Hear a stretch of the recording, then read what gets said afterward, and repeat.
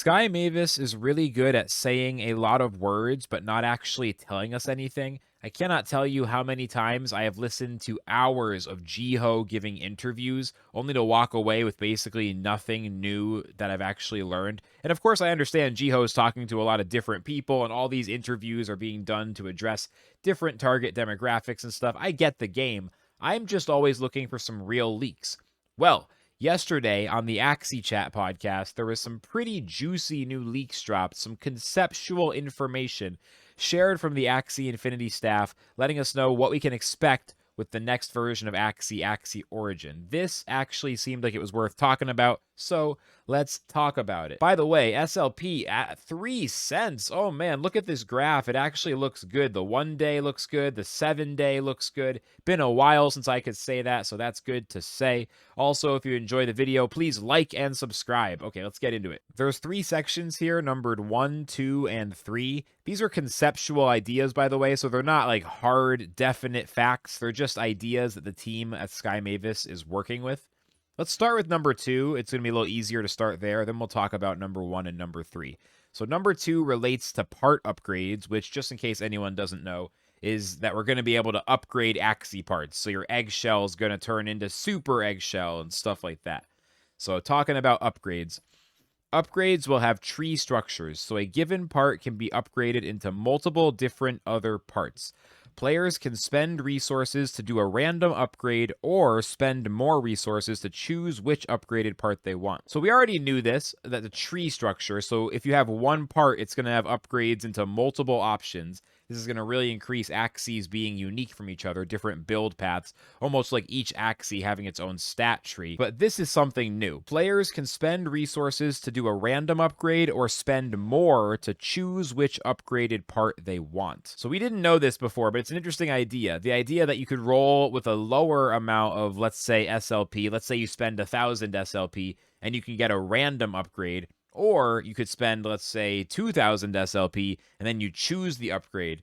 I mean, I feel like anybody who's remotely competitive is going to have to pick the more expensive option, because imagine you're building a team in Axie, and you had to pick a random Axie. That would almost always mess up the team. Axie teams are pretty specific. You really need the exact 12 parts, or at least like 11 out of 12. There's so many, like, if you replace one move, the team stops working kind of situations. Random upgrades, to me, they don't seem very viable for competitive play. So it sounds like the random upgrades will probably be for casual players, and then any competitive player is going to have to choose. That's my guess, because you can't just go randomly. Now, the next section clarifies a little more about these tree structures. Certain upgraded parts might have pure buffs, for example, plus 10 attack.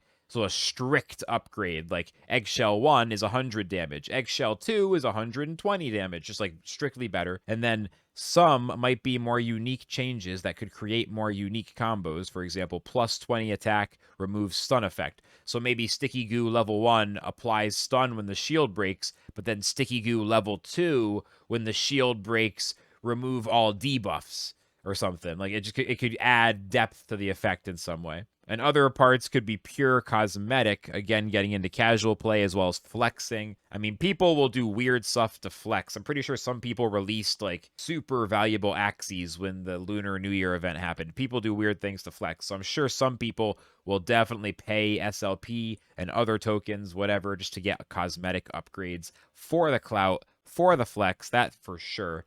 Now, the paragraph number 3 here gives us a little more context. Part upgrades will not be reversible, and you cannot use moves from the lower level part.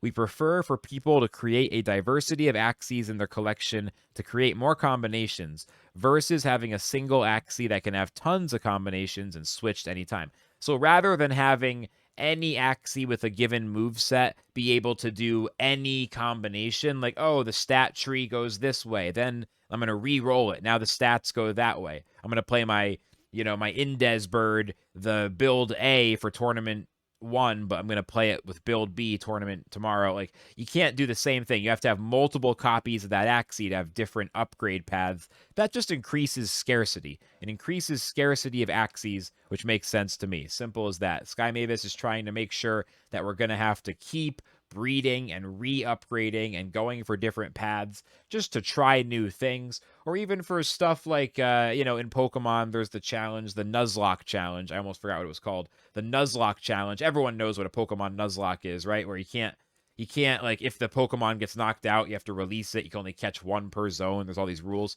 You could imagine people doing Axie in the PvE, having a challenge where all your upgrades are random, and if the Axie gets knocked out, you have to, like, send it on a journey. Like, there's going to be that kind of stuff, and it's going to be spicy because of the NFT value, a little spicier than just reloading a save file in a Pokemon game. When you send your Axie away, it's like that's an NFT that you're burning that has value. It's going to be cool. And now that we talked about that, we can go to the number one. You'll kind of see why I said it in this order. So number one, I don't know why it was written as number one. I feel like it follows from number two. Assuming we have enough player liquidity, so enough people queuing up, we will eventually split into multiple leaderboards so that players can compete at different levels. And the examples are exactly the same as Pokemon Go. Someone even did a photo from Pokemon Go in the responses to this tweet that I'm looking at. So it's the same kind of thing there, but you're going to have eventually different tiers of PvP. So if your Axies are only upgraded up to one time, you'll be in the Beginners League or the Great League. If you're up to level 3, it'll be the Ultra League or that'll be like the Medium League, right? And then Master League is any level. So for people who are just starting out, they'll be able to compete without having to put in a ton of money just to be able to play at, competitive levels. Different leagues definitely is going to be a thing. And it's going to bring up a lot of debate around pay to win and what counts as good design versus just forcing people to spend. These debates will go on until the end of time, along with how to, pronounce GIF/GIF, along with, like, I don't know what else, what other debates are there. You know what I'm saying? People are always going to argue it, but it's going to be good to have those different leagues. And of course, I'm hoping to compete in the top league because I'm feeling competitive. Number 3, to address power creep, we will eventually have depreciation of body parts and moves in the main ranked mode and introduce new ones, similar to Pokemon trading card game or Magic the Gathering. So your parts, you'll have the same Axie, but the card is going to go away and a new one is going to go in for the main ranked mode. So it's going to be like going from base set Pokemon. This is for the old school people right now, but I'm 30, so when I was young, Pokemon trading cards were new. You had the base set, then you had the jungle set, you had the fossil set, or even with Hearthstone, like a decade later or whatever, you had a bunch of sets, and Hearthstone eventually added wild format as well as standard format. Of course, anyone who's played Magic the Gathering or other trading card games knows about this. There's going to be some kind of similar system in Axie, and that's good, because I wondered about that. Axie Infinity has always used the same cards. They've rebalanced, they've buffed, they've nerfed, but you can't do that forever. If a game's going to exist for 10 to 20 years, eventually you need to release a new set. And how do they do that? So I like the idea of depreciating or getting rid of, making them out of date, like getting rid of old cards and then adding in the new set, but then also having some kind of legacy mode where you could pick from all the cards that have ever been available for that part. It's going to be good to have different formats. This is all the long arc of any card game. I'm in no rush. At some point, every game turns into modern day Magic, where the number of cards that have ever been printed is so vast that it gets so overwhelming. There's no rush. I'm happy to be enjoying what is basically the alpha or beta version of the game. I mean, think back to Hearthstone, like during the very earliest days when the streamers first started popping off, when, there was like one set of cards and everything was crazy and exciting and new, and it was like, oh my god, this new game exists, this game is awesome. Like, Axie is starting to go into that.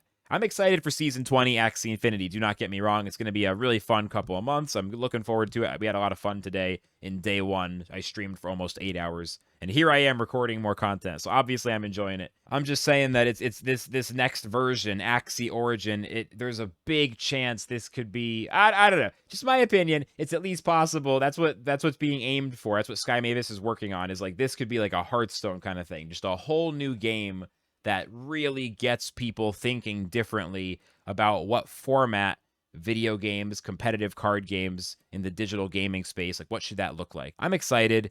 These leaks, even if they're concepts only, they give us a lot of ideas about what is coming, a little more clarity and a little more juice of just things to discuss and get excited about. We got to make it a few more months and then we get to enjoy this beautiful new game, Axie Origins. At least I'm hoping it's a few more months. I'm hoping it doesn't get delayed.